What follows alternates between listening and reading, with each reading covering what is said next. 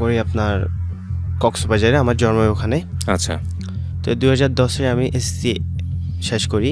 আপনার পরিবার সম্পর্কে যদি একটু বলেন, আপনার বাবা মা ভাই বোন কতজন মিলে আছেন পরিবারে? আমরা এক ভাই এক বোন। এক ভাই এক বোন। হ্যাঁ, আমি বাবা কি করতেন আপনার? আব্বু গভর্নমেন্টে জব করে। গভর্নমেন্টে জব করতেন। আপনি বড় না ছোট? আমি ছোট, আমার বড় আব্বু বড়। বড়। বয়সের গ্যাপ কত আপনার আপুর সঙ্গে? হ্যাঁ, 2 বছর। 2 বছর, পিঠে বলে চলে। আর আপনার মা হাউস ওয়াইফ। হ্যাঁ, এসএসসি পরীক্ষা দেন আপনি 2010 সালে? জি। বলেন তারপর। এসএসসি পরীক্ষা দেওয়ার পরে তখন বলতেছে, মানে বাসায় বললাম আব্বুকে আমি কম্পিউটার শিখবো, কম্পিউটার একটা কোর্স করব, যেমন অফিসিয়াল যে কোর্সগুলো থাকে মাইক্রোসফট ওয়ার্ড বা। তো বললাম ঠিক আছে শিখো, আমাদের ওখানে একটা ইনস্টিটিউট আছে। আমি কক্সবাজার জেলাতে পড়ছি, বাট থাকি উপজেলাতে, চকরিয়া উপজেলা। তো ওখানে একটা ইনস্টিটিউট আছে, ওখান থেকে 3 মাসের একটা কোর্স করলাম। কোর্স করার পরে তো বলতেছে এখন কিছু করতেছে, মানে নিজে থেকেই খারাপ লাগতেছে, বেকার সময়টা কেমন কাটে। তার বাংলাদেশের অবস্থা বা এলাকার অবস্থা একটু খারাপ, মানে বেকার বসে থাকলে অনেকজনে অনেক কিছু বলে বা একটু প্রবলেম করতে চায়। তো পরে আমি আবার বললাম আব্বুকে, তো একটা জব ঠিক করে দিল আব্বু বান্দরবনে। ওইটা আপনারা ছিল সোয়েটার ফ্যাক্টরি, ওটা লোমিনি লিমিটেড, যেটা মেঘলা অপোজিটে আর কি। ওখানে জব করে আপনার দীর্ঘ 9 মাস ভালো একটা ফর্মে আসছিলাম। ইয়ং ডিস্ট্রিবিউটার, মানে আপনাকে আমি সুতা দিচ্ছি ওয়ার্কারদের, ওয়ার্কার আমাকে পিস তৈরি করে দিচ্ছে। তবে চলতে থাকে আমার ওখানে, দিনটা খুব ভালোই কাটতেছে। কাটার পরে দীর্ঘ 9 মাস হয়ে গেল, তখন ভালো লাগতেছে না, কেমন বোর ফিল লাগতেছে। তো এর মাঝখানে চিন্তা করলাম না কিছু একটা করা দরকার, মানে ভালো একটা আর্নিং সোর্স দরকার, যেন বাসায় বসে আমি কিছু করতে পারি, এইভাবে কষ্ট না করে। যেহেতু ওখানে 8 ঘন্টা 12 ঘন্টা, মাঝে মধ্যে নাইট শিফটও পড়তো, তো খুবই কষ্ট হয়ে যেত। আর লাইফে তো এরকম কষ্ট করি নাই ফার্স্ট অফ অল। তো পরে ওখান থেকে 9 মাস রিজাইন না দিয়েই একদিন বন্ধ দিল। ওই বন্ধর পারপাসে বললাম যে আমি বাড়িতে যাব। তো বাড়িতে বলে আমি আবার চলে আসছি ঢাকাতে। আচ্ছা, ঢাকাতে উত্তরাতে আসছি। তখন 10-11-র মাঝামাঝির দিকে, 11-র মাঝামাঝির দিকে আমি চলে আসছি উত্তরাতে এসে 1-1.5 মাস আছিলাম আজমপুর কাঁচা বাজার এরিয়াতে। ওখানে কয়েকজন বড় ভাই ব্রাদার বা মুরব্বী টাইপের লোক পরিচয় হলো। তখন বললাম যে আমার তো এখানে পরিচিত নাই, আমার একটা জব দরকার। আচ্ছা। তো ওখানে আমি আবার কি করলাম, একটা ডিলারশিপ আছে, ওখানে তারা বিভিন্ন প্রোডাক্ট সেল করবে, ওখানে তাদের লোক লাগবে এসআর হিসাবে। তখন আপনি এইচএসসি তে ভর্তি হননি? মানে এসএসসি পরীক্ষার পরের যে 3 মাসের কথা, এই সময়কার কথা বলছেন? না, এটার পরে, মানে 3 মাস তো ওভার হয়ে গেছে। আমি এসএসসি পরে আমার স্টাডি করা হয়। কেন করেননি? এটা নিজে থেকে আসলে করা হয় না। আপনার ফ্যামিলিটা মেনে নিল? আপনার বাবা গভর্নমেন্ট জব করতেন। না, আমাকে অনেক চেষ্টা করছে। আপনার পড়াশোনা ভালো লাগে নাই? পড়াশোনা অ্যাকচুয়ালি আমার টার্গেটটা ছিল আমি অনলাইনের দিকে ধাবিত হবো বা কিছু। সেটার জন্য তো পড়াশোনা ইম্পর্টেন্ট। পড়াশোনা ইম্পর্টেন্ট, কিন্তু পড়াশোনা আমার বেসিক্যালি ভালো লাগতো না। আপনার বোনও কি অল্প পড়াতে ছেড়ে দিয়েছে? না। আচ্ছা, আমার বোন আপনার মাস্টার্স কমপ্লিট করছে। This is very strange. সেখানে এরকম একটা ফ্যামিলির আপনি ছেলে, আপনি পড়াশোনা ছেড়ে দিলেন এবং আপনার বাবা মা সেটা মেনে নিল? মেনে নেয়নি, সেটার জন্য রাগারাগি হয়েছে, অনেক ঝগড়াঝাটি হয়েছে, কিন্তু আপনি করেন নাই? হ্যাঁ, ওই রাগারাগিতে আমি দীর্ঘ 4টা বছর আমি আমার বাড়িতে যাইনি, ইভেন আমি যোগাযোগ রাখি নাই। 4 বছর আপনি বাড়িতেই যান নাই? তো এই সময় যে কাজগুলো করতেছিলেন, এগুলো কি বাড়ির বাইরে থেকে ট্রাই করতেছেন? হ্যাঁ, বাড়ির বাইরে থেকেই ট্রাই করতেছি। উত্তরাতে আমি জব করলাম আপনার ইফাত মাল্টি প্রোডাক্টে দীর্ঘ 3 বছর। আচ্ছা, কি করতেন আপনি ওখানে? এসআর হিসাবে আসছিলাম। এসআর কি জিনিস? SR salesman. ও, সেলসম্যান। ওকে, তারপর? তো ওখানে থাকার পরে এক পর্যায়ে যেহেতু রোদ বৃষ্টি ঝড়ে ফিল্ডে কাজ করা লাগে, অনেক কষ্ট হয়ে যায়, ওইটাও আরো অনেক কষ্ট, হার্ড ওয়ার্কিং। জি। তো আমি আরো অনেক চিকন আছিলাম তখন, অনেক চিকন। তখন আমার জন্ডিস হয়, মারাত্মক রকমের জন্ডিস হয়, যেটা মানে বাঁচার মতো না। আচ্ছা। তো পরে চিন্তা করলাম না, এখন ফ্যামিলিতে যাওয়া দরকার। এর ভিতরে মাঝখানে ফ্যামিলিতে যাই নাই, আপনার কক্সবাজার গিয়েছিলাম একবার। তখন আমার চোখে যখন একটু প্রবলেম হয়, তখন আমি একটু ডক্টর দেখাতে গিয়েছিলাম। আচ্ছা। কক্সবাজারে তখনও বাড়িতে যাইনি। বাড়িতে ফোন দিতাম, কেউ আমার সাথে কন্ট্যাক্ট করতো না। আচ্ছা।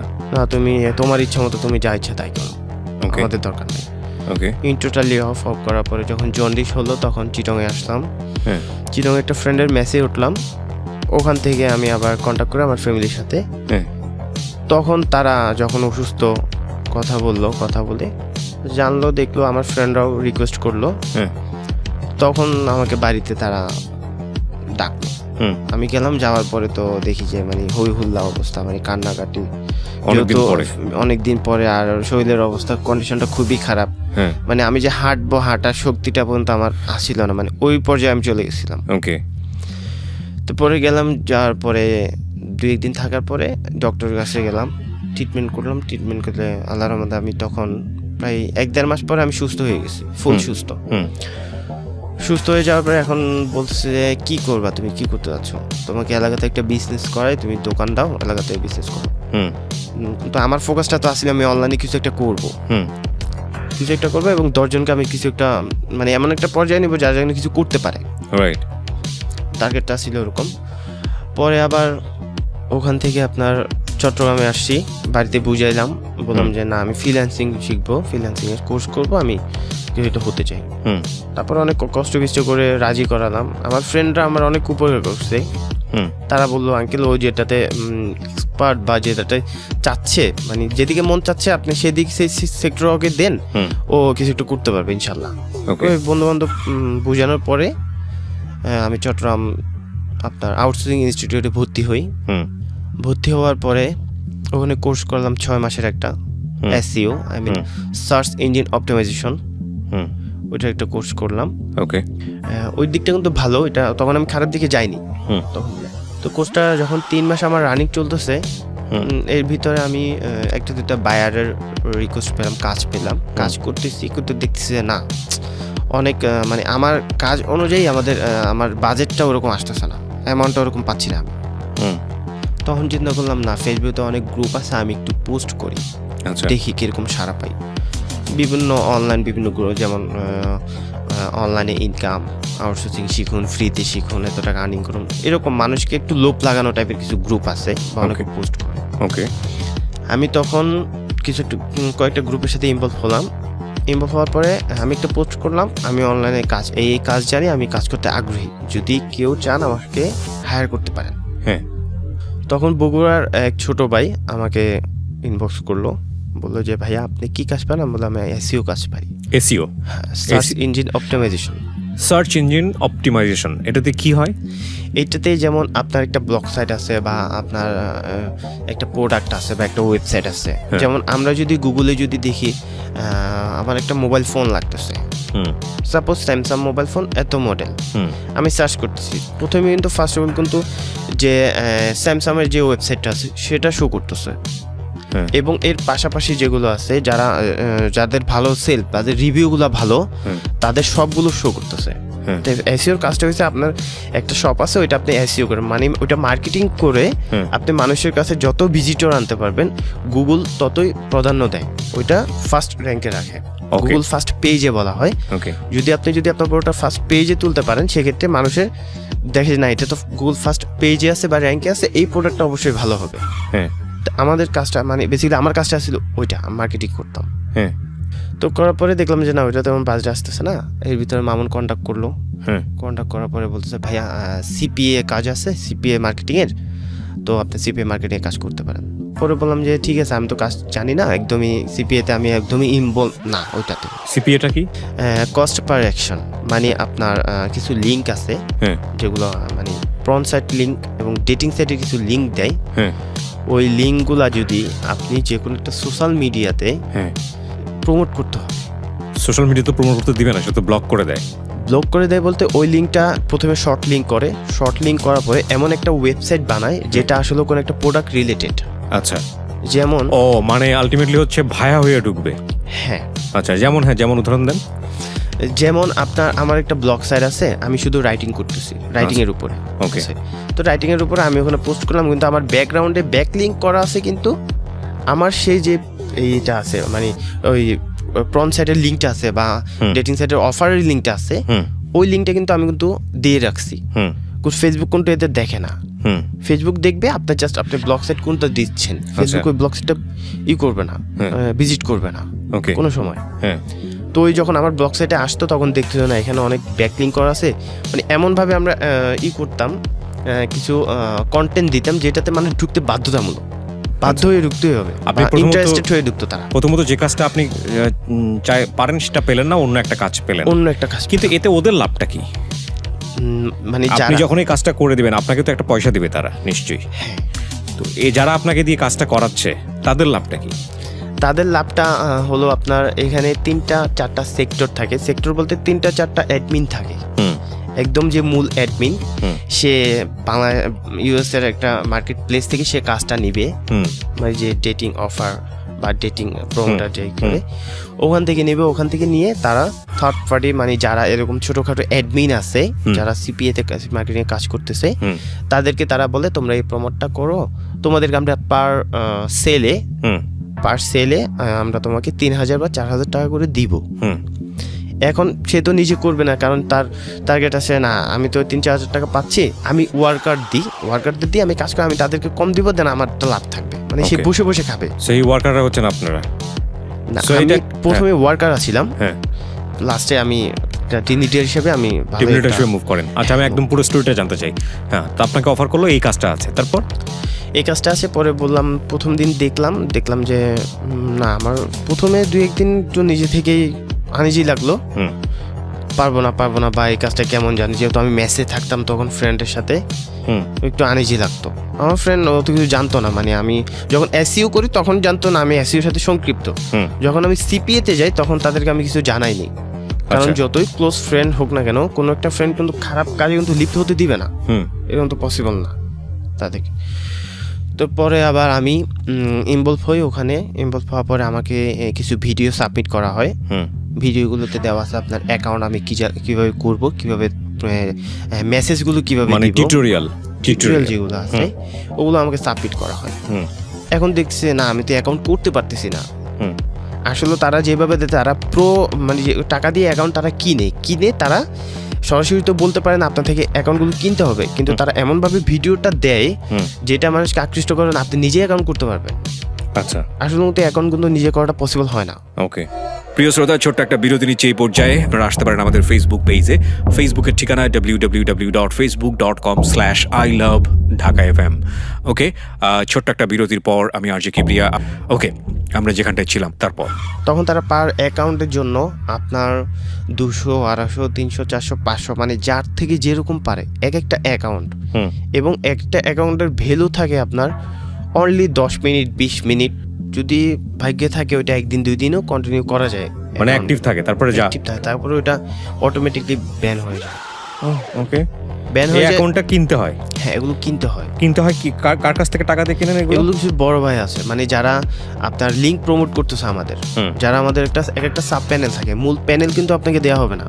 আচ্ছা, যে সাব প্যানেলটাতে ওই প্যানেলে জাস্ট আপনি কয়টা ট্রাফিক ঢুকতেছে, কয়টা ক্লিক করতেছে, হুম ইভেন কয়টা সেল হচ্ছে আপনি দেখতে পারবেন। আচ্ছা, তারপর? এখন সেই সোশ্যাল মিডিয়াতে আমরা অ্যাকাউন্ট কিনে আমরা তার সাথে SMS করে, ওখানে কিন্তু মেল হিসাবে আপনার অ্যাকাউন্টগুলো করা যায় না, হুম ফিমেল হিসাবে আমরা কাজ করতাম। ওকে, তারপর?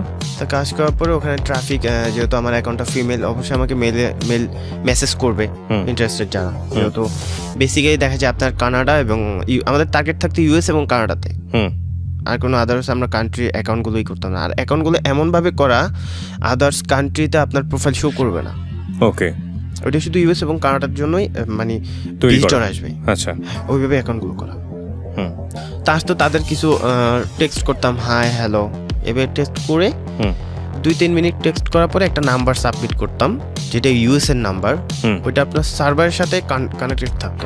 আচ্ছা, ওই নাম্বারটা যেখান থেকে নিতাম আমরা, সেটা আমাদের যে লিডার আছে, হ্যাঁ। টিম লিডার, তারা আমাদের নাম্বারটা সাবমিট করতো। ওকে, কন্টেন্টের সাথে আমরা নাম্বারটা পুরোটা দিতে পারতাম না, কারণ নাম্বার যে কোনো সোশ্যাল মিডিয়াতে কিন্তু আপনার সহজে কিন্তু নাম্বার সাবমিট করা যায় না, হুম একটু প্রবলেম করে তারা।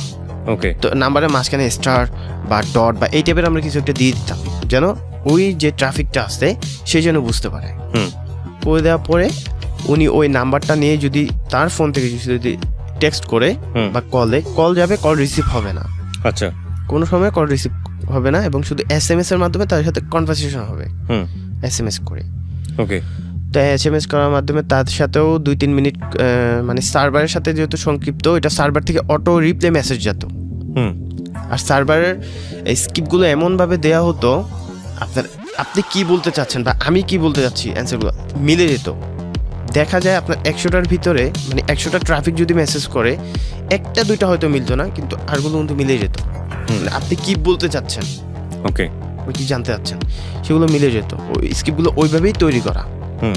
তো 2-3 মিনিট কন্টিনিউ করার পরে একটা লিঙ্ক সাবমিট করতো তাকে। সেই লিঙ্কে আপনি যদি ঢোকার পরে ওখানে কিছু রুলস অ্যান্ড কন্ডিশন থাকে, আপনার ওখানে লিঙ্কটা একটা ল্যান্ডিং পেজ থাকে, যে পেজটাতে আপনার দেওয়া থাকে এখানে ফ্রি সাইন আপ করুন।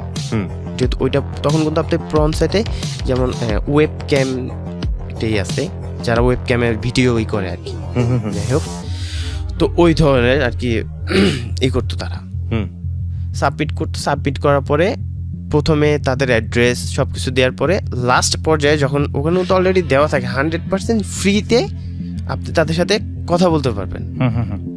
অনেকেও লোভে পড়ে, ঠিক আছে আমি ফ্রিতে যেহেতু কথা বলতে পারবো আমার কোনো প্রবলেম নাই, অনেকেও যায়, অনেকেও বা পেডে যায়, অনেকেও ফ্রিতে যায়। বেসিক্যালি দেখা যায় ফ্রিতেই যাইতো, কিন্তু আসলে কিন্তু সেটা ফ্রিতে হতো না। ওকে, আপনি কার্ডটা যখন সাবমিট করবেন তাদের কাছে, মাস্টার কার্ড বা ভিসা কার্ড, আপনার অ্যাকাউন্টে যত ডলার থাক না কেন ওইটা পুরোটাই 1 মিনিটেই ব্যানিশ হয়ে যাবে। ও, এইটা আপনার $500 হোক, $2000 হোক, $1000 হোক, 1 মিনিটে আপনি সাবমিট করার সাথে সাথে। আচ্ছা, এটা পাচ্ছে কারা? যারা মূল প্যানেল চালাচ্ছে, মানে যারা বড় বড় মার্কেট চালাচ্ছে, যারা আমাদের দিচ্ছে তারাই পাচ্ছে একমাত্র। আচ্ছা, এক্ষেত্রে পুরোটাই স্ক্যাম এবং লস হয়ে যাচ্ছে। যে সাবমিট করতেছে তার অ্যাকাউন্টে কোনো টাকা থাকতেছে না। আচ্ছা ফাইন, আপনি আমাকে একটু প্রসেসটা বোঝাবেন যে এখানে পয়সাটা কার আসলে? পয়সাটা যে ট্রাফিক, আমি যাকে ট্রাফিক আনতেছি, মানে আমি আমার যে একটা অ্যাকাউন্ট খোলা হয়েছে ওখানে তো অনেকজন, যেমন আমরা ফেসবুকে যখন একটা অ্যাকাউন্ট খুলি তখন কিন্তু অনেক পরিচিত হোক বা অপরিচিত হোক তারা কিন্তু আমাদের মেসেজ করতেছে, রাইট? তো ওইটা ট্রাফিক। হ্যাঁ, যে আমাকে যোগাযোগ করেছে সেটা একটা ট্রাফিক ধরা হয়। পয়সাটা কার পকেট থেকে আসতেছে?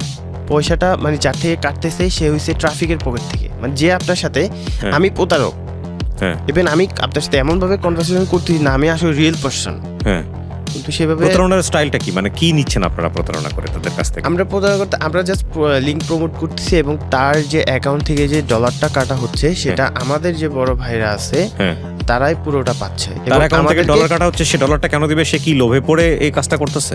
লোভে পড়ে, যেমন ভিডিও ওয়েব ক্যামে যাচ্ছে, আচ্ছা, তারপরে ডেটিং করা যায়। ও, এগুলোতে ঢুকলে তার কি মানে আলটিমেটলি হচ্ছে ওখানে সে পয়সা দিয়ে ঢুকতেছে। কিন্তু ওখানে লেখা আছে আপনার অলরেডি 100% ফ্রিতে, মানে তাদের সাথে কন্ট্যাক্ট করা হয়, কিন্তু 100% কন্ট্যাক্ট করা হয় না ফ্রিতে। আপনি যখন কার্ড সাবমিট করবেন, মাস্টার কার্ড বা ভিসা কার্ড হোক, তখনই ঘটনাটা ঘটে যাবে। তখনই আপনি ওইটা তখন বুঝবেন না, ওইটা তো আপনি 5 থেকে 6 মিনিট পরে আপনার মানে অ্যামাউন্ট, একটা বিগ একটা অ্যামাউন্ট কিন্তু কাটে, ছোটোখাটো অ্যামাউন্ট নয়, একদম ব্যানিশ করে দিবে আপনাকে। আচ্ছা, বাই দ্য ওয়ে, এই জিনিসগুলো সম্পর্কে আমি এখন মোটামুটি তাহলে ক্লিয়ার হচ্ছে। তার মানে বিষয়টা দাঁড়াচ্ছে এরকম যে বিভিন্ন ওয়েবসাইটে যেখানে ডেটিং করা বা প্রিমিয়াম কিছু ভিডিও দেখা, নর্মাল যে ভিডিও থাকে সেটার চাইতে প্রিমিয়াম কিছু কোয়ালিটির কিছু ভিডিও দেখা, অথবা দেখা গেল পর্ন সাইটে আরও লোভনীয় কোনো অফার দিয়ে একটা যে কোনো একটা বিজ্ঞাপন কোনো একটা জায়গায় শো করছে। আচ্ছা, শো করার পরে ওটা ওখানে বলতেছে এটা 100% ফ্রি, অথবা 7 দিনের জন্য খুব ফ্রি, অথবা 10 দিনের জন্য ফ্রি। সে সেখানে ঢোকার পরে প্রথমে ইমেল অ্যাড্রেস এবং তারপরে তার নিজের সম্পর্কে বিস্তারিত তথ্য দিয়েছে। দেওয়ার পরে যখন আলটিমেটলি ঢুকতে যাবে তখন তাকে বলছে তুমি তোমার মাস্টার কার্ডের ইনফরমেশনগুলো দাও।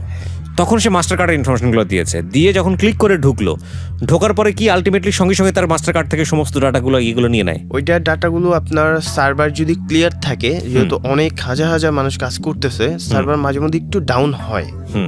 এটা দেখা যায় মাসে একবার দুইবার, কয়েক ঘন্টার জন্য ডাউন হয়ে যায় বা কয়েক দিনের জন্য, 2-3 দিন।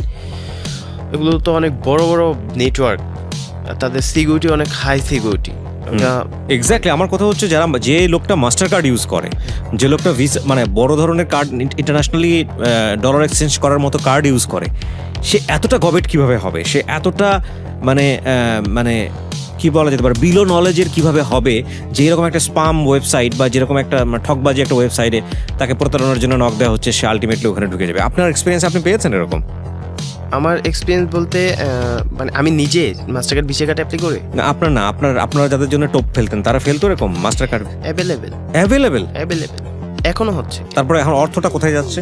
অর্থটা এটা পুরোটা সার্ভার থেকে আপনার ওয়েবসাইটে চলে যাচ্ছে, যে মূল অ্যাডমিন তার অ্যাকাউন্টে চলে যাচ্ছে, এবং আপনার উঠতে গেলে 2 থেকে 1 মিনিট সময় লাগে। কিন্তু এত দ্রুত অর্থ কিভাবে নিয়ে নেয় ব্যাংক থেকে? ওগুলো তো অনেক হাই সিকিউরিটি। এটা সম্পর্কে আপনার কোনো জানা নাই? না, ওইটা সম্বন্ধে আমাদের ডিটেলসে কেউ কিছু বলেনি। 2 থেকে 1 মিনিটের মধ্যে টাকাটা নিয়ে নেয় এই মাস্টার কার্ড থেকে, এইসব কার্ড থেকে? যেমন আপনি কিছু সাইট আছে, আপনি যদি কোনো প্রোডাক্ট কিনতে যান, তখন কিন্তু আপনার এটা একটা বিটকয়েনের মতো বলতে গেলে। বিটকয়েনের বলতে আমি যদি একটু ক্লিয়ার করে বোঝাই, সেটা হচ্ছে আপনি বিটকয়েনটা যদি এখন যদি সেন্ড করেন সাথে সাথে, ওইটা কিন্তু সেন্ড হয়ে যাবে। ওটা পেন্ডিংয়ে রাখে না। যদি একটা বিগ অ্যামাউন্ট হয়, এটা কিন্তু পেন্ডিংয়ে রাখে, কিন্তু পেন্ডিংয়ে রাখলে ওইটা আপনার ব্যাক করা পসিবল হবে না। আচ্ছা, তো ওদের সার্ভারটা এতটুকু স্ট্রং করা, ওইটা আপনার ব্যাংক অ্যাকাউন্ট থেকে যদি পেন্ডিংয়েও থাকে, ওইটা কিন্তু ব্যাক করা পসিবল হবে না। আচ্ছা। এবং সে তখন বুঝতে পারে না তার ব্যাংক অ্যাকাউন্ট থেকে যে এত ধরনের একটা অর্থ তারা ছিনিয়ে নিচ্ছে বা ট্রান্সফার হয়ে গেল, তখন সে বুঝতে পারে না। কিন্তু ছিনিয়ে নেয় কিভাবে? শুধুমাত্র কার্ডের নাম্বার দিয়ে ছিনিয়ে নেয় কিনা? পিন নাম্বার টাম্বার সবকিছু দিতে হবে এখানে? সে দিচ্ছে, মানে যে ট্রাফিক, যে কার্ডটা সাবমিট করছে, সে সব কিছু দিচ্ছে। আর ওইটা এমন একটা সার্ভার, আপনার অল ডিটেলস কিন্তু ওদের সার্ভারে চলে যাচ্ছে। আচ্ছা, তো আপনি কাজে শুরু করলে পার্সেন্টেজ পেতেন কত করে? আমি ফার্স্ট অফ অল পার্সেন্টেজ পেতাম আপনার 1500 টাকা, মানে পার সেল। যদি একজন পার্সন আপনার যদি সাইন আপ করে কার্ড সাবমিট করতো, সাবমিট করলে আমরা বুঝতাম আমাদের একটা সাব প্যানেল, মানে যেটা সি প্যানেল বলা হয়, একটা সাব প্যানেল দেওয়া হতো। ওখানে আপনার আইডি পাসওয়ার্ড দিয়ে লগ ইন করতাম। ওখানে দেখা যেত আমার কয়টা ট্রাফিক আসলো, কয়জন আমার লিঙ্কে ক্লিক করলো, এবং কয়জন কনভারসেশন করতেছে, এ টু জেড আমি সবকিছু দেখতে পারবো।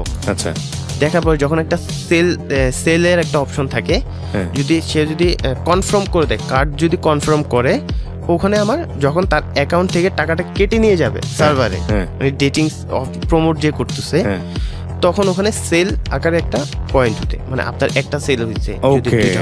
এমনও কয় টাকা নিয়েছে, কি অবস্থা, আপনি কিছু জানতে পারবেন না। এটা কোনো রকম শো করবে না, কিন্তু হ্যাঁ এতটুকু শো করে, অনলি $15 থেকে $20 জাস্ট আপনাকে দেখানোর জন্য।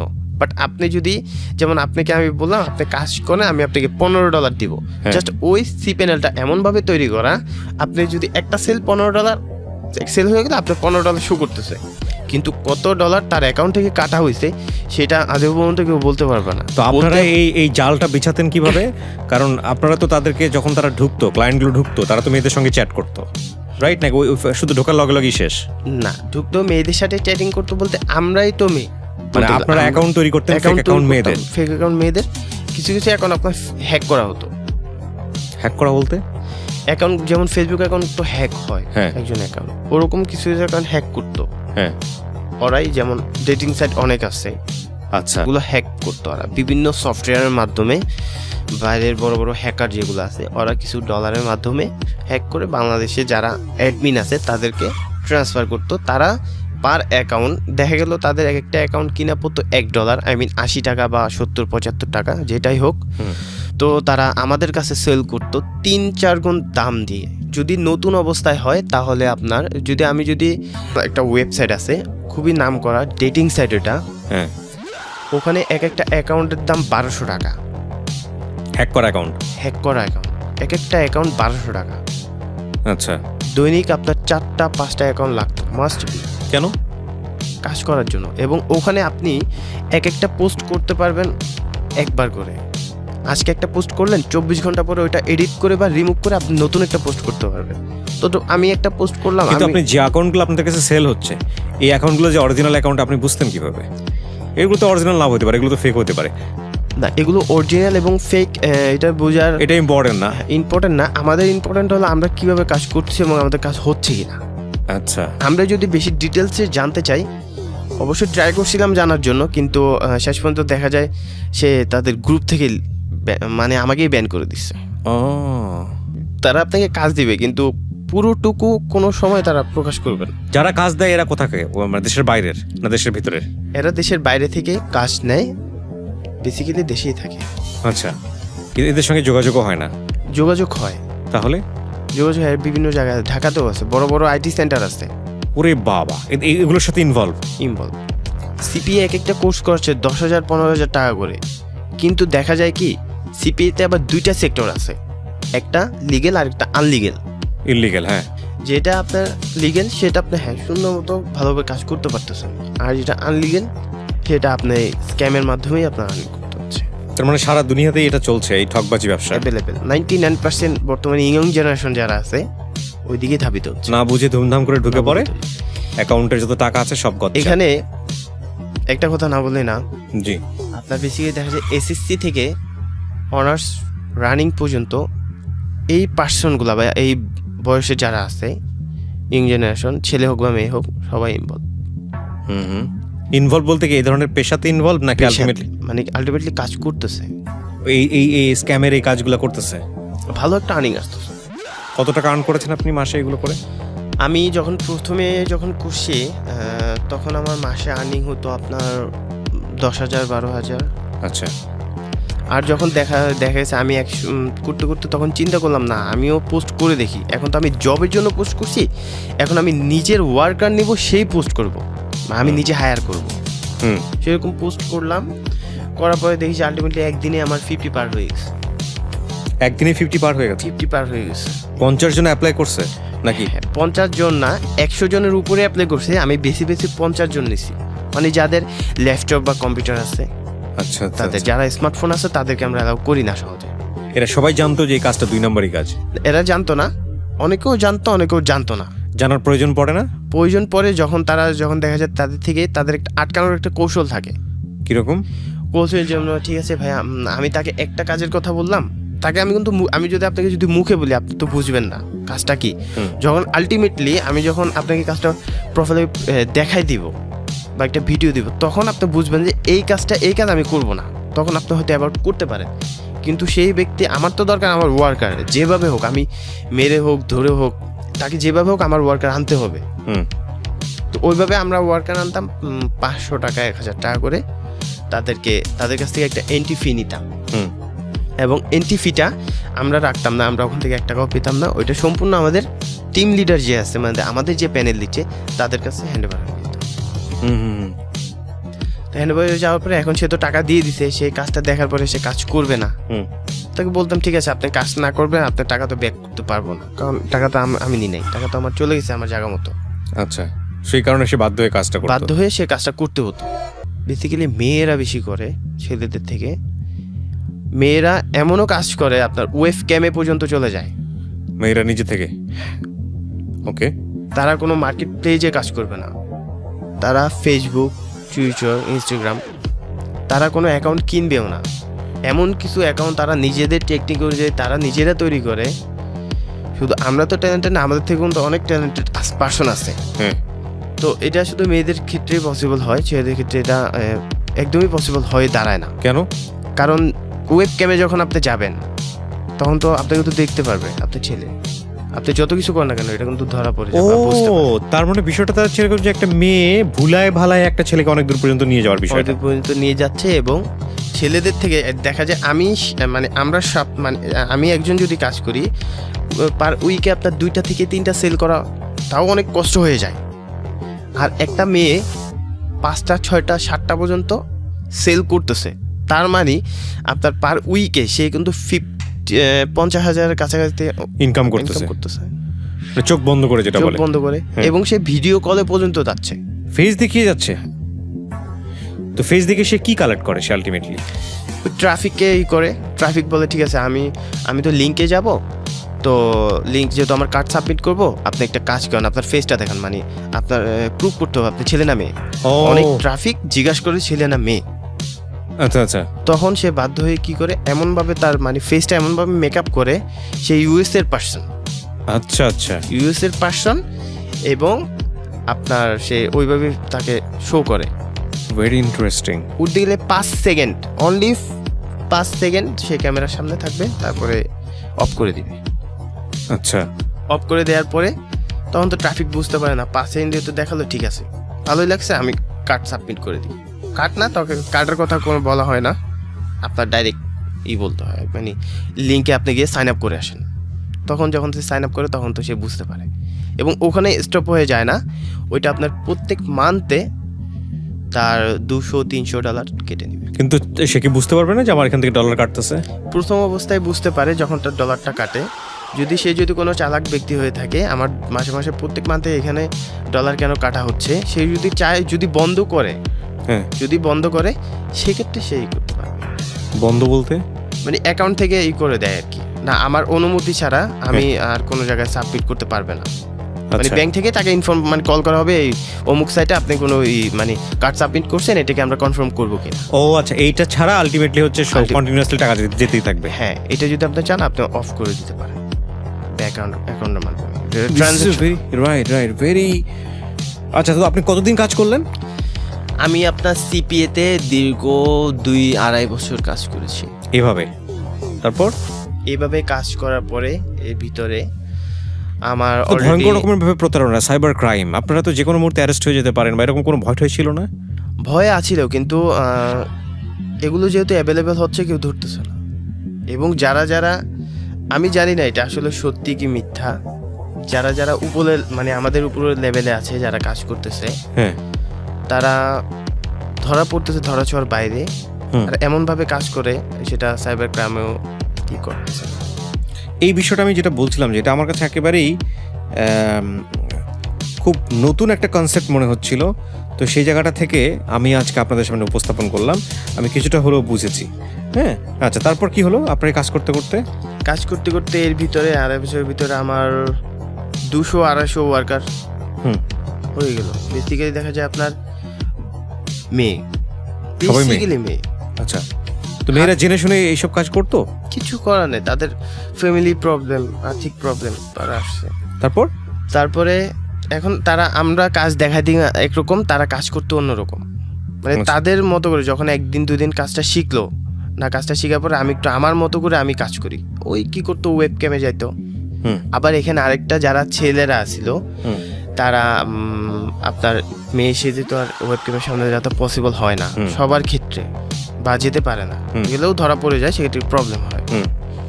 তখন তারা কি করতো, স্কাইপের একটা সফটওয়্যার আছে, আমি যদি আপনাকে একটা স্কাইপে ভিডিও কল দিই, জাস্ট আমি মেয়ে, আমি যদি আপনাকে ভিডিও কল দিই, সেটা কিন্তু সরি আমি ছেলে, আমি যদি ভিডিও কল দিই, আপনি কিন্তু মেয়ের সাথে কথা বলতেছেন। এখন আপনি বললেন আমি আপনাকে দেখবো, তো অমন একটা ভিডিও সেট করে দেওয়া হয় স্কাইপে, সেটা আপনার অনলি 5 সেকেন্ড একটা মেয়ে দাঁড়ায় থাকবে। ও, এরকম সফটওয়্যারও আছে। আচ্ছা আচ্ছা, কথাবার্তা নাই, শুধু খালি অটুকু জাস্ট শো করবে, কোনো কথা বলবে না। এটা তো আরো ডেঞ্জারাস, কারণ ওই সময়টা যদি স্ক্রিনশট নিয়ে পরবর্তীতে ক্লেম করে পুলিশের কাছে, বা কোনো ধরনের ক্লেম করে, দেখা গেল যার ভিডিও নেওয়া হয়েছে সে তো জানেই না বিষয়টা। হ্যাঁ, নর্মালি হয়তো একটা বিষয়, কিন্তু পরবর্তীতে এটা দেখা গেল যে তার নামে মামলা হয়ে যাবে।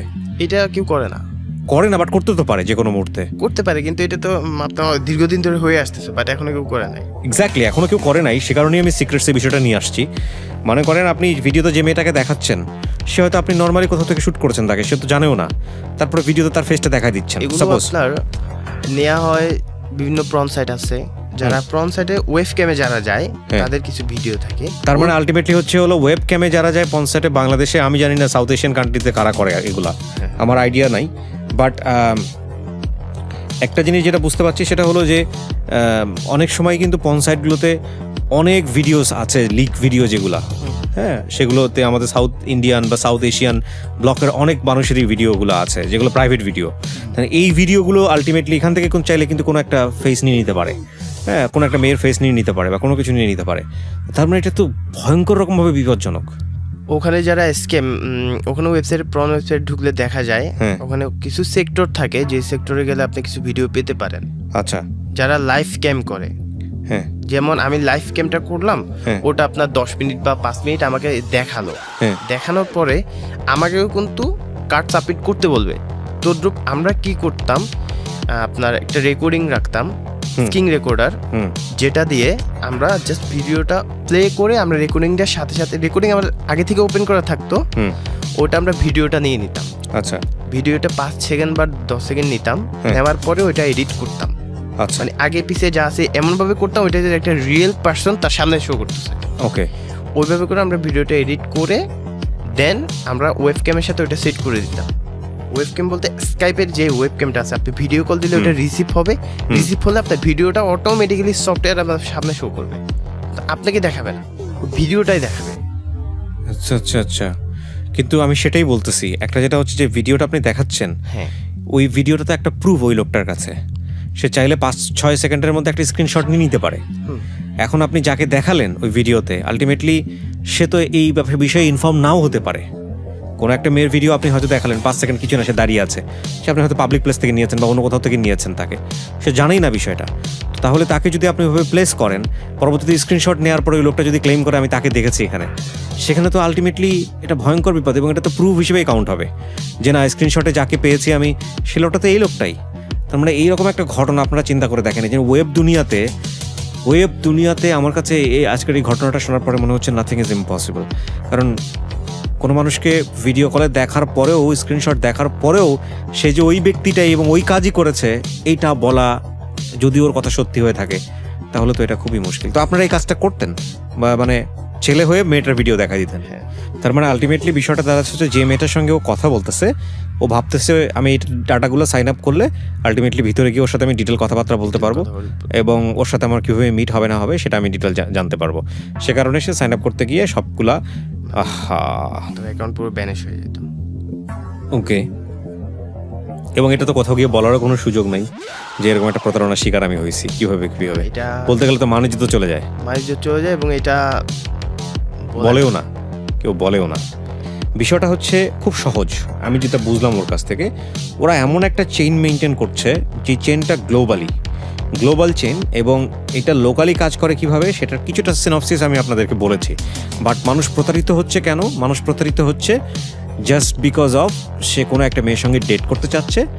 সেই ডেটটা কীরকম আপনারা বুঝতেই পাচ্ছেন। সেই ডেটটা করার ফাইনাল স্টেপ হিসেবে তাকে বলা হচ্ছে যে বিস্তারিত তথ্য তুমি দাও, এখানে পূরণ করো সাইন আপ করার জন্য। সেখানে তার ব্যাংক কার্ডের পিন নাম্বার সমস্ত কিছু নিয়ে নিচ্ছে, এবং নিয়ে নেওয়ার পরে ওর কার্ডে যত টাকা আছে সেগুলো কেটে নেওয়া হচ্ছে। এবং কিভাবে নিচ্ছে সেটা ও জানে না। ওর কথা হচ্ছে যে এটা দেশের বাইরে থেকে হয়তো খুব বড় নেটওয়ার্ক আছে যারা এটা কাজটা করে, কিন্তু ওদেরকে ধরে আবার দেখেন কয়েকটা ডিভিশন আছে এখানে, যে ইন্টারন্যাশনালি হয়তো কেউ একজন এটা কাজ পায়, সেখান থেকে ওদেরকে কাজগুলো ভাগ করে দেওয়া হয়। ওরা আবার অনেকগুলো হ্যান্ডস নেয়, এবং এই হ্যান্ডসরাই মূলত, যাদের মধ্যে কেউ আছে যারা একেবারে ক্লায়েন্ট মেয়েরা, আবার কেউ আছে শুধুমাত্র একটা মেয়ের ভিডিও নিয়ে 5 সেকেন্ড 7 সেকেন্ড করে কোনো একটা ওয়েবক্যামে সেট করে দিচ্ছে, সো যাতে করে লোকজনকে প্রতারণার শিকার করা যায়। আপনার এই ট্র্যাপের দ্বারা আনুমানিক কত লোক প্রতারিত হয়েছে এখন পর্যন্ত, শুধুমাত্র আপনার জোনে?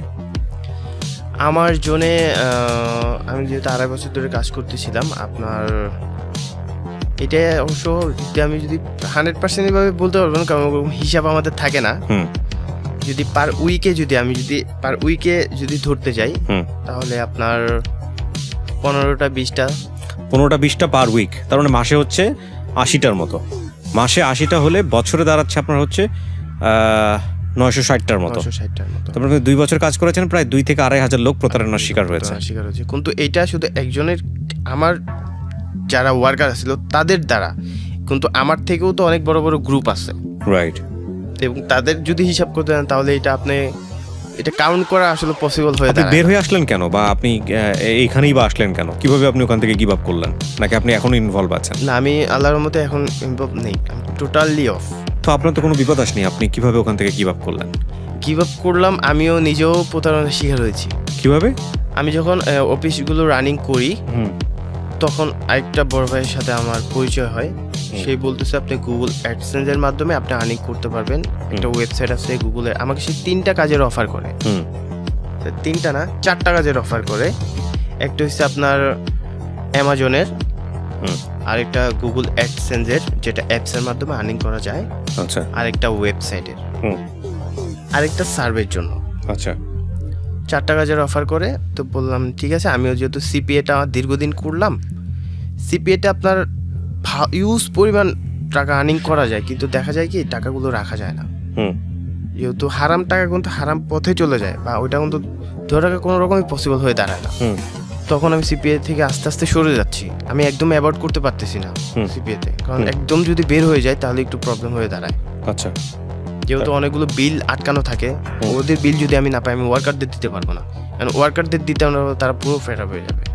আচ্ছা, তারপর পরে বড় ভাইকে বললাম, বড় ভাই বলতে ঠিক আছে আপনি সিপিএ থেকে আস্তে আস্তে মুভ করেন, আপনি ইসে আসেন আমার সাথে কাজ করেন। উনি বাড়ি আবার আসছিল রংপুর, উনির নাম সোহাগ। উনি খুবই একটা মাস্টার মাইন্ডের মানুষ, এমন একটা মাস্টার মাইন্ড যেটা কল্পনা করার বাইরে। তার সাথে কথা বললে বোঝা যায় সে একটা সহজ সরল, কিছুই বোঝে না, কিন্তু আসলে ভিতরে ভিতরে সে খুবই ট্যালেন্টেড এবং মাস্টার মাইন্ড, খুবই মাস্টার মাইন্ড। ওকে। তো পরে আবার কি করলাম, ইনভলভ হয়ে বলে যে আপনার, সে আবার আমার ফ্যামিলি ব্যাকগ্রাউন্ড জানতো, যেহেতু আপু গভর্নমেন্টে জব করে, মানে অবস্থা আল্লাহর মধ্যে ভালোই। তো বলতে আপনার ফ্যামিলি থেকে আপনি 4-5 লাখ টাকা নেন, আমি আপনাকে কিছু কাজ দিই যেটা একদম স্ক্যাম না, ওটা আপনি ভালোভাবে করতে পারবেন। ওকে। যেটা মানে আপনি কোনো জায়গায় বলতে পারবেন যে 10টা জায়গায় যে আপনি সম্মানও পাবেন, আপনি বলতে পারবেন আমি এই কাজটা করি। এখন যেহেতু আমি যদি সিপিএ করি, ডেটিং অফারগুলো প্রমোট করি, আমি তো বলতে পারবো না যে না আমি ডেটিং অফারগুলো প্রমোট করতেছি, আমি এই কাজ করতেছি। এটা একটা নিজের প্রতি একটা লজ্জা সময়ের একটা ব্যাপার স্যাপার আছে। একটা ভালো একটা প্ল্যাটফর্মে যেহেতু বলাটা পসিবল না। ওকে। পরে আবার বললো, তো বললাম ভাই আমার পক্ষে তো এতগুলো টাকা দেওয়া পসিবল হবে না, তো আমি কিছু টিম লিডার দিই, আমার আন্ডারে আবার 4-5 জন টিম লিডার আছে, আমি মূল প্রধান, আমার আন্ডারে আবার কয়েকজন মিলে আমি টিম লিডার করলাম, আবার এদের আন্ডারেও অনেক ওয়ার্কার আছে। তো বললাম যে ভাই ঠিক আছে আপনি আমি একটু সময় দেন। পরে আমাকে 2 দিন টাইম দিল। 2 দিন টাইম দেওয়ার পরে আমি যে ছেলেটার সাথে মানে ছোট ভাইয়ের সাথে আসছিলাম মামুন, ওকে বললাম, ও আবার কি করছে, ওকে সবকিছু বলার পরে ও আবার লোভে পড়ে গেছে, এখানে যদি ইনভেস্ট করতে পারি তাহলে ভালো মানের একটা আর্নিং করতে পারবো, যেটা প্রত্যেক মাসে আপনার 5 থেকে 6 লাখ টাকা, আমি যদি 5 লাখ টাকা এক মাসে ইনভেস্ট করি, সেক্ষেত্রে আমি কিন্তু ওইটা কিন্তু এক মাসে আমার 3 গুণ উঠে যাবে। আচ্ছা। ওই কাজে। ওকে।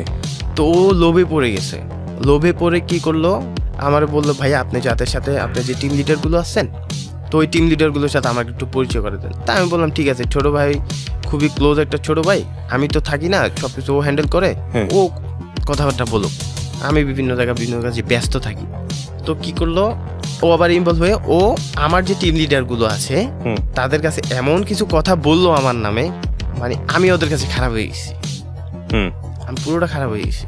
এখন তারা আমার সাথে কোনো যোগাযোগ করে না, কাজ করে ওই ছোট ভাইয়ের থেকে কাজ নেয়, ওই সব কিছু করতে। তখন আমি সিপিএতে আসি, আমার নিজস্ব পার্সোনাল বলতে গেলে 10-12 জন ওয়ার্কার ছিল, আরগুলো সব টিম লিডার যেগুলো আছিল, যাদেরকে আমি গড়ে তুলছি, যাদেরকে মানে আমার আশা ছিল, তারা সবকিছুই ছেড়ে দিচ্ছে আমাকে।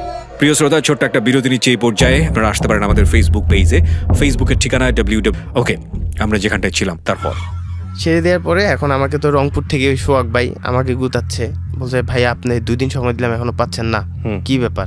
কয়ে যে আপনার ছোট ভাই মামুন তো ম্যানেজ করে ফেলছে। তখন আমি বললাম মামুন ম্যানেজ করবে কেন, ও তো অতি দরিদ্র একটা ছেলে, ওর ফ্যামিলিতে এরকম তো টাকা দেওয়ার মতো ক্যাপাসিটিও নাই, দিন আনে দিন খায়। তো পরে আমার যে টিম লিডারগুলো আসছিল তাদেরকে কি বুঝাইছে জানি না, অনেক কিছুই বলছে, সেটা পরবর্তীকালে আমি শুনতে পারি, রেকর্ডিং থেকে সব কিছু পরবর্তীকালে আমি শুনি। শোনার পরে আমিও মামুনকে কিছু বলি নাই, মামুন আমার কিছু বলে নাই। পরে একদিন আমি বিকালের দিকে, সন্ধ্যার দিকে শুয়ে আছি, ঘুম থেকে উঠলাম, তখন দেখি যে আমার বাসায়, যেহেতু আমি আর মামুন এক মেসে থাকতাম, আমার বাসাতে আপনার 4-5 জন চলে আসছে, মানে যারা টিম লিডার, যাদের সাথে আমার পরিচয়, যাদেরকে আমি কাজ দিই, তারা আমার বাসায়। আচ্ছা। তখন আমি বললাম ভাই আপনারা তো চেনা চেনা লাগতেছে, তখন ফার্স্ট টাইম তাদের ফেস টু ফেস আমার পরিচয়। আচ্ছা। এর ভিতরে ভিডিও কলও যায় নাই বা অডিওতে, জাস্ট এমনি ফেসবুকে কন্ট্যাক্ট হয়েছিল। তখন জিজ্ঞেস করলাম আপনারা এই জায়গায়, আপনারা আসতেছেন আমি জানি না। বলতে ভাই আপনি এই জায়গায় আসেন, মামুন তো কিছু বলে নাই, মানে আমি যে মামুনের সাথে আছি এটা মামুন বলে নাই। মামুন বলছে কি একে ম্যাচ থেকে বের করে দেওয়া হয়েছে, থাকে। আচ্ছা। যদি জানতো আমি আসি তাহলে কেউ আসতো না। ওকে। মানে আমার নামে এমন ভাবে কিছু বলা হয়েছে যেটা আসলে তারা বিশেষ করে উপর বাটপাড়ি আর কি।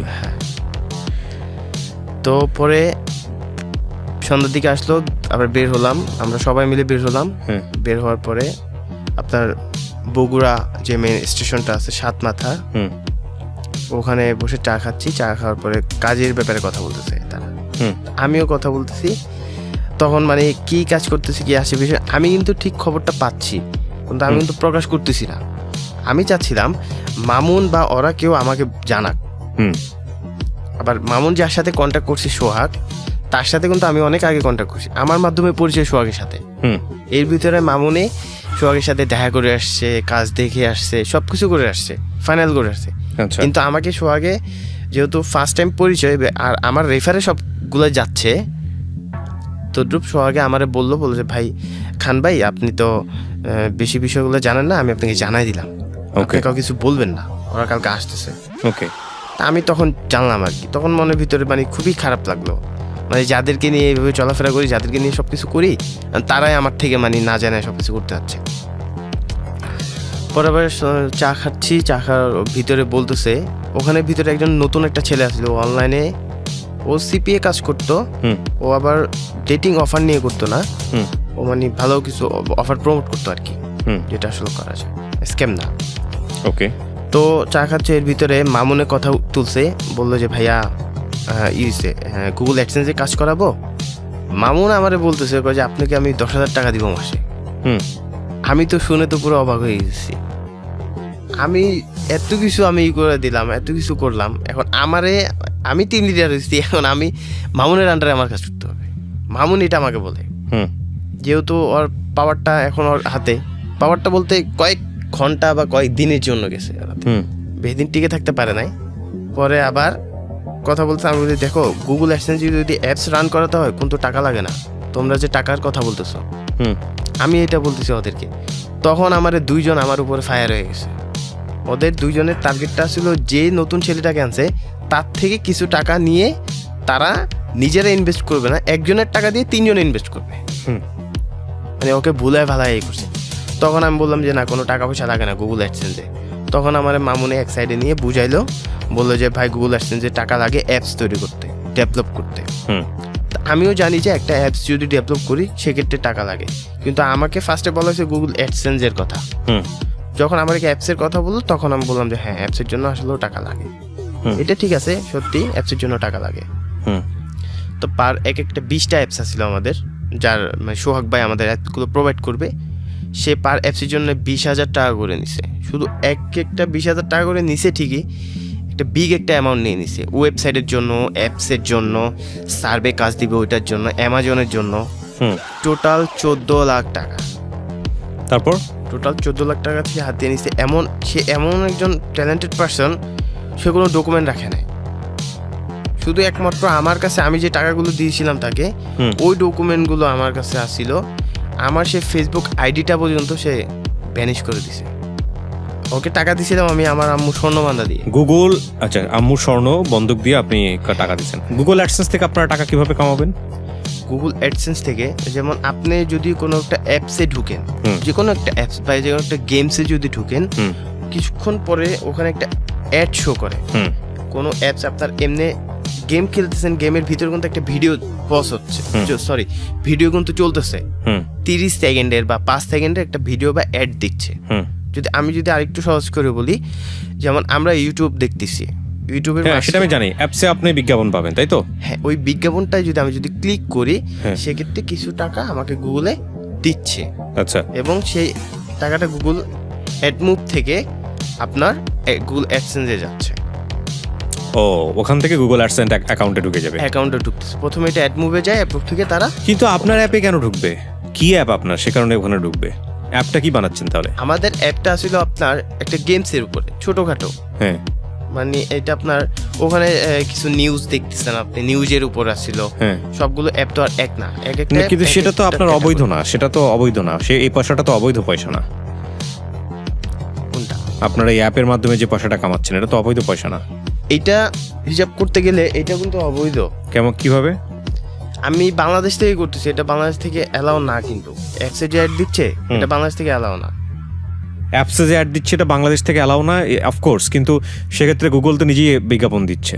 গুগল নিজে বিজ্ঞাপন দিচ্ছে, কিন্তু আমি যদি বাংলাদেশ থেকেই করি, আমাদের অ্যাপসগুলো ওইভাবে তৈরি করা, ওইটা আমরা অ্যালাউ, যেগুলো লিগেল কোনগুলা, যেগুলো আমি প্লে স্টোর থেকে ডাউনলোড করতেছি, ওই অ্যাপসগুলো গুগলে পারমিশন দিচ্ছে, দেন আমি ইউজ করতে পারতেছি।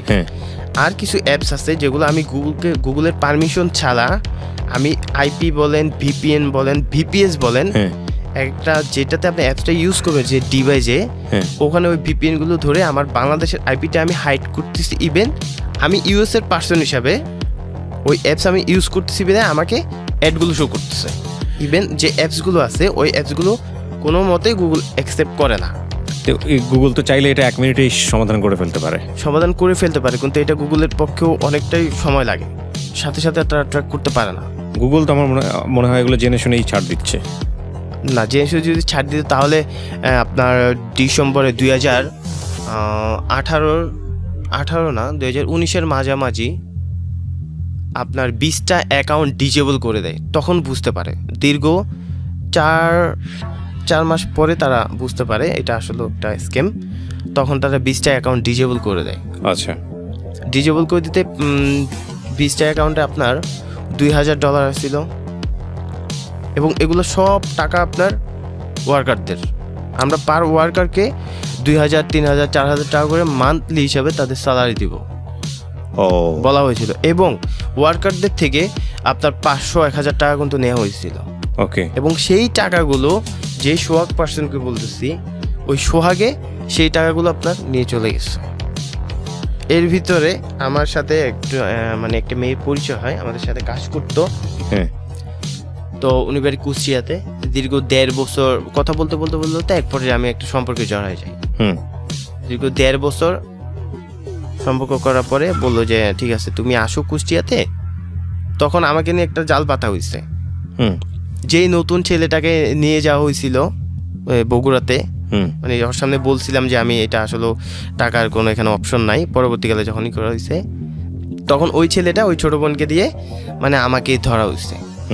আমি কুষ্টিয়াতে যাই, কুষ্টিয়াতে দেখা করতে যাই, তখন তারা ধরে আমার হাতে রিং আসছিল, মানে গোল্ডেন রিং, আমি ওর জন্য নিয়ে যাচ্ছিলাম। তখন ওই রিংটা এবং আপনার আমার শখের একটা হ্যান্ডসেট, সেই হ্যান্ডসেটটা নিয়ে মেয়েটা ওখান থেকে চলে গেল। ওরা আমাকে ধরে ফেলছে। এখন ধরে নেওয়ার পরে যারা ধরছে ওই ছেলেটা সোহাগকে টাকা দিছিল আপনার প্রায় 1 লাখ টাকার মতো দিয়েছিল। যেহেতু আমার মাধ্যমে সবার সাথে পরিচয়, এখন সবাই আমাকেই ধরতেছে।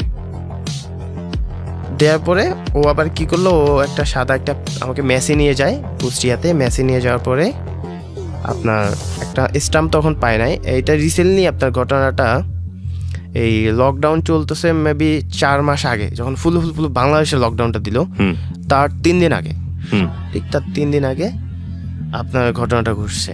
আমাকে মেসে নিয়ে যায়। মেসে নিয়ে যাওয়ার পরে তারা সাদা পেপারে সাইন নেয়। সাইন নিয়ে আমার হাতেই তারা লেখায়, মানে আমি তাদের টাকা মাসি, তাদের সাথে আমি নিজেই প্রতারণা করছি। আর গুগল অ্যাডসেন্সের অ্যাকাউন্ট নাকি আমি নিজে হ্যাক করছি। আর বাংলাদেশে এমন কোনো হ্যাকার না, আমার জানা মতো বাংলাদেশের ভিতরে এমন কোনো হ্যাকার হয়ে ওঠে নাই আজ পর্যন্ত যারা আপনার গুগল অ্যাডসেন্সের অ্যাকাউন্ট হ্যাক করতে পারে। এটা একমাত্র গুগলই পারে ডিজেবল করে দিতে। ট্রু।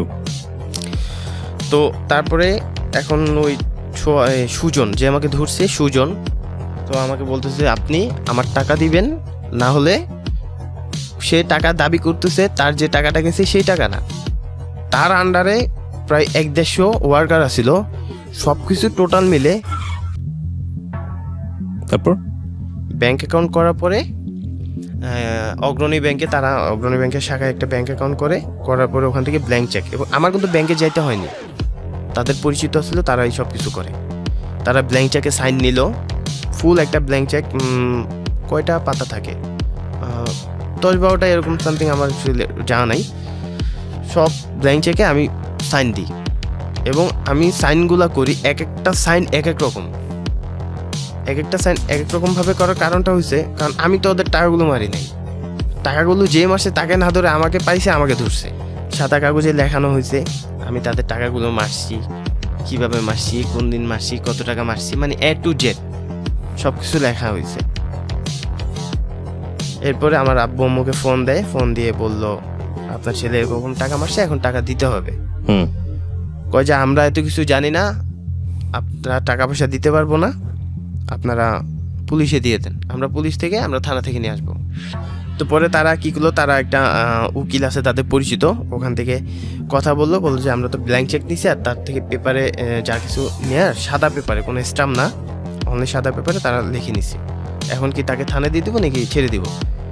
তখন সে উকিল তাদের বললো, পরামর্শ দিল যেহেতু ব্ল্যাঙ্ক চেক নিছেন তো আপনারা করেন, তাকে ছেড়ে দেন, ব্ল্যাঙ্ক চেক যেহেতু আছে সমস্যা নেই, তাকে বাংলাদেশের যে কোনো জায়গায় থাক না কেন তার থেকে যেভাবে হোক টাকা আমরা উদ্ধার করতে পারবো।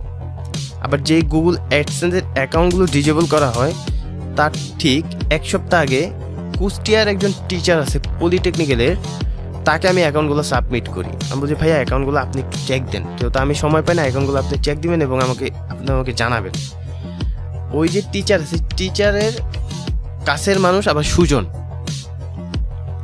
আমি সুজনকে বারবার বলতেছি, সুজন যখন আমার থেকে যখন সাইনটা নেয় পেপারে যখন করে, তখন আমি সুজনকে বলতেছিলাম সুজন হয়েছে ওই আমি গুগল অ্যাডসেন্স অ্যাকাউন্টগুলো আমি করিনি, ডিজেবল করি নাই বা হ্যাক করি নাই। তোমার যদি বিশ্বাস না হয় তুমি নাজমুল ভাইয়ের সাথে কথা বলতে পারো। নাজমুল ভাই হচ্ছে আপনার ওই কুষ্টিয়ার যে পলিটেকনিকের টিচার, উনি। তো উনি বলছো না আমি কারোর সাথে কথাবার্তা বলবো না, আমি এত কিছু জানি না, তুমি টাকা দিবা। তা আমি যে দেখো আমি কেন টাকা দিব, আমি তো টাকা মারি নাই, আমি কেন টাকা দিব? তো পরে কোনো রকমই মানতেছে না। সব কিছু নেওয়ার পরে ওরা আমাকে ছেড়ে দিল। সব কিছু না বলতে সব কিছু বলতে আমার মোবাইল নিয়ে নিছে আগে, তারপরে আমার হাতে আমার দুটা স্বর্ণের রিং আসছিল, একটা আমি একটা আগে দিয়েছিলাম, আরেকটা ওইটা ওই দিন নিয়ে নিল। আর কিছু টাকা পয়সা আসছিল, টাকা পয়সা বেশি আসছিল না, 4-5 হাজার টাকা ছিল। ওগুলো ওরা সব কিছু নিয়ে খেয়ে ফেলছে। ব্যাংকে অ্যাকাউন্ট করতে গেলে ওখানে কিছু লাগছে, মানে ওদের খরচের জন্য আমার টাকা যেগুলো আসলো ওগুলো ওরা খরচ করছে। ইভেন আমার তখন আমি মাঝখানে আমি আপনার ঢাকাতে চলে আসি, যখন এই ঘটনা ঘটার পরে, মানে সিপিএ থেকে যখন আমি বের হয়ে গেছি, বের হওয়ার মাঝামাঝিতে আর কি, শেষ পর্যায়ে, তখন আমি ঢাকাতে আসি। আমার একটা রেস্টুরেন্ট আছে, ফাস্ট ফুডের দোকান, শনি একটাতে। তো ওখানে আমি চলে আসি, ওখানে সময়টা দিই। তখন আমি তখন কি আপনি সিদ্ধান্ত নিয়েছেন যে আপনি আর করবেন না এগুলো? হ্যাঁ, আমি করবো না, আমি একদম বাদ দিয়ে দিব। কত সালের ঘটনা এটা? এইটা আপনার 2019-এর ঘটনা, 19-এর লাস্টের ঘটনা। তারপর তখন আর আমার সাথে যে ঘটনাটা ঘটে, যখন আমাকে কুষ্টিয়াতে নিয়ে যায়, এইটা হচ্ছে আপনার রিসেন্টলি ঘটনা। তখন আমি রেস্টুরেন্টে আমি সময় দিচ্ছি, আমার রেস্টুরেন্ট আলহামদুলিল্লাহ ভালোই চলতেছিল। যখন এই ঘটনাটা ঘটার ঠিক 3 দিন পরে আমার বাড়ি থেকে বললো, তোমার ঢাকা থাকার দরকার নাই, কোনো রেস্টুরেন্ট চালানোর দরকার নাই, রেস্টুরেন্ট সেল করে দিব, তুমি চলে আসো। এখন ওর কারণে আমি আমার মান সম্মান হারাইলাম, সব কিছু হারাইছি আমি বলতে গেলে। একদিকে আমি খারাপ হয়ে গেছি অনেকের কাছে, আর রেস্টুরেন্টটা সেল করে দিছে, ওইটাও হারালাম। এখন বর্তমানে এইভাবে চলতেছে, একটা আতঙ্কের ভিতরে আছি। আতঙ্কের ভিতরে বলতে ওরা কি না কি করে, কিন্তু আমিও অগ্রণী ব্যাংকে খবর নিয়েছি, তাদের সাথে কথা বললাম যে আমার অনুপস্থিতিতে তারা আমার পাসপোর্ট নিয়ে কেন অ্যাকাউন্ট করলো, যেহেতু আমি ব্যাংকে যাইনি। অসুস্থ থাকলে একটা কথা, আর অসুস্থ না থাকলে আরেকটা কথা। যেহেতু আমি অসুস্থ ফুল, আমার অনুপস্থিতি ছাড়া কেন তারা করলো, ব্যাংক অ্যাকাউন্ট তারা কেন সাবমিট করলো তাদের কাছে? এরকম বললাম, যে আপনি যদি চান তাদের ব্যাংক কর্মকর্তা যারা অ্যাকাউন্ট করছে যে শাখা, তাদের নামে আপনি মামলা করতে পারেন। এবং আর আমিও নির্ভয়ে ব্ল্যাঙ্ক চেকগুলো দিলাম এই কারণেই, আমি জানি আমাকে কিছু করতে পারবে না। কারণ আমার যে 2টা পাসপোর্ট আসিল, ওই পাসপোর্টগুলোর ভ্যালু আসিল না, এবং আমার নতুন পাসপোর্ট আছে, ওই পাসপোর্টগুলো টোটাল কোনো ভ্যালু নাই। থানাতে জিডি করা আছে আমার, ওগুলো হারাই গেছিলো বলতে ওরা চুরি করছিল। চুরি করে নিল কিভাবে আপনার কাছ থেকে? চুরি করে নিল, আমি তো বিভিন্ন জায়গায় আমার টিম কাজ করতেছে, আমি এদিকে ওইদিকে যাচ্ছি, তা আমার পাসপোর্টটা আমার সাথে থাকতাম। দেখা যায় বিভিন্ন জায়গায় অ্যাকাউন্ট করতে গেলে হয়তো একটু পাসপোর্টের প্রয়োজন হয়। তো এই পরবর্তীতে আপনার কাছ থেকে আর দেয় নাই? না, আমি এখনো পাসপোর্টটা পাইনি। ওকে, সো আপনি রাইট নাও কি করতেছেন? আমি রাইট নাও বর্তমানে আপনার ফ্রিল্যান্সিং কোর্স করাচ্ছি। ফ্রিল্যান্সিং কোর্স করাচ্ছেন কিসের উপরে? সার্চ ইঞ্জিন অপটিমাইজেশন, মানে যেটা একদম ফার্স্টে আমি শিখছি, আমি সেটা নিয়ে এখন অ্যাডভান্স লেভেলে। এসএসসি পাস করেন 2010 সালে। জি। এই 10 বছরে আপনার অনার্স মাস্টার্স কমপ্লিট হয়ে আপনি আরো খুব বেটার একটা জায়গায় থাকতে পারতেন, এটা আপনি মানেন? অবভিয়াসলি। কি মানে ভুলটা কোথায় হলো তাহলে? ভুলটা হলো আপনার স্টাডি ভালো মতো কন্টিনিউয়াস করিনি, আর 2 টাকার লোভে। টাকা জীবনে এমনিতেই আসবে, টাকা আসার সময় আছে। টাকা আমাদের জীবনের জন্য খুবই প্রয়োজনীয় জিনিস, কিন্তু টাকা যদি পারফেক্টলি ইউজ না করা যায় তাহলে এটা টাকা জীবনটাকে বিষময় করে দিতে পারে। টাকা is one kind of fame. আপনার এই এপিসোডটা থেকে আপনার এই গল্প শুনে আমি 70 to 60% ক্লিয়ার যে এটা একটা ভয়ঙ্কর রকমভাবে একটা নেটওয়ার্ক এটা হচ্ছে বাংলাদেশে, কিন্তু এটা খুব একটা লাইমলাইটে আসেনি এখন পর্যন্ত আমার জানা মতে মিডিয়াতে। যিনি ভিকটিম হয় তিনি মান সম্মানের ভয়েই আলটিমেটলি নিজের মুখ খুলতে চায় না, সেইভাবে এটা একটা মোটামুটি এখন পর্যন্ত সিকিউরড একটা জায়গাতে আছে। তবে এটা ঠিক টুডে অর টুমোরো, যেহেতু আপনি আসছেন টুডে অর টুমোরো এগুলো ফ্ল্যাশ হতে থাকবে, ধীরে ধীরে এগুলো মানুষ জানতে থাকবে।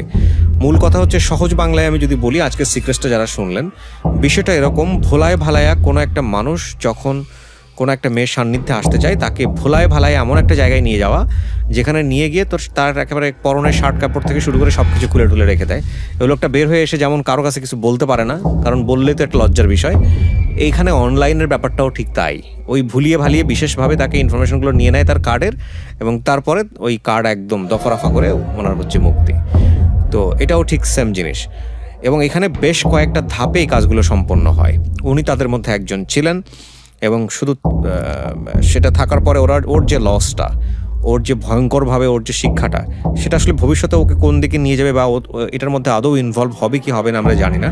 তবে দুটো জিনিস আমরা স্পষ্টভাবেই পেয়েছি পরিণতির জায়গাতে, সেটা হচ্ছে লেখাপড়া না শিখে ওর জীবনটা অন্যরকম হয়ে গেছে। আর ও যেটা বলেছে গল্পের মাঝখানে, যে আসলে কোনো অর্থই যেটা লিগেলি না আসে সেটা আসলে পাওয়ার অতটা হয় না, সেটা আসলে কীভাবে চলে যায় নিজের কাছ থেকে সেটা জানা যায় না। তবে মনে করি আপনার সময় এখনও আছে, এই বিদ্যা, এই চুরিবিদ্যাকে অন্য কোনো জায়গাতে যদি একটু এক্সেল করা যায়, কারণ এটাও তো চুরিবিদ্যা মহাবিদ্যা, একটা কথা আছে, চুরিবিদ্যা মহাবিদ্যা যদি না পর ধরা। তো ওই জায়গাটা থেকে আমার মনে হয় যে আপনি যদি এক্সেল করতে পারেন পাওয়ারটাকে ভালো কাজে, তাহলে ভবিষ্যতে অনেক কিছুই করা সম্ভব। আর আমি মনে করি কোনো মানুষই ভুল ত্রুটির ঊর্ধ্বে নন, কোনো মানুষই না, কারণ আমরা পৃথিবীতে কেউ মহামানব নই। আপনি যদি ধর্ম মানেন, তাহলে একমাত্র আমাদের প্রিয় নবী ছাড়া পৃথিবীতে ইভেন যারা নবী এসছেন, যত নবী এসছেন, তাদের জীবনও ভুল ছিল। সো সেই জায়গাটা থেকে ভুল ত্রুটি থাকবেই, কিন্তু আনটিল ডেথ, মৃত্যুর ঠিক শেষ নিঃশ্বাস পর্যন্ত মানুষের সম্ভাবনা আছে নিজেকে ভালো কাজ করার, ভালো কাজে নিজেকে স্টাবলিশ করার। তো আপনার ভিতরে যেহেতু রিয়েলাইজেশন এসছে, আমি নিশ্চিতভাবেই বলতে পারি যে আপনার দ্বারা ভালো কাজ সম্ভব। তো সেটার জন্য শুভকামনা থাকবে, অনেক অনেক বেশি দোয়া থাকবে। আপনি চিটাগং থেকে কষ্ট করে এখানে এসছেন আপনার এই গল্পগুলো বলার জন্যে। আমি চাইবো যে ভালো কিছু নিশ্চয়ই আপনার জীবনে হোক। সবাই সতর্ক হন, এই ধরনের ট্র্যাপে পা দেবেন না। ছোট্ট একটা নোট আছে আমার। ছোট্ট একটা নোট আছে, কি নোট? নোটটা হলো, যারা ইয়ং জেনারেশন আছেন তারা অনলাইনে যে সেক্টরে কাজ করতে চান না কেন, আপনারা আগে ভালো মতো যাচাই বাছাই করবেন, তারপরে যদি ইনভেস্ট করা লাগে, ভালো একটা কাজে ইনভেস্ট করেন। বেসিক্যালি দেখা যায় আপনার অনেক বড় বড় আইটি সেন্টার যেগুলো আছে, ওখানে আপনি নিয়ে যাচ্ছে এক কাজ বলে, কিন্তু করাচ্ছে তারা আরেক কাজ শিখাচ্ছে, প্রপারলি ভাবে সাপোর্ট দিচ্ছে না। আর আলহামদুলিল্লাহ আমি 2 মাস ধরে আমি কন্টিনিউয়াস হার্ড ওয়ার্ক করতেছি এবং আমি ভালোই সাড়া পাচ্ছি। এবং আমি এখন যে কাজগুলো শিখাচ্ছি, যারা বেসিক্যালি কোর্স করায় 20,000 30,000 টাকায়, আমি অনলি 10,000 টাকার ভিতরে কোর্স করাচ্ছি।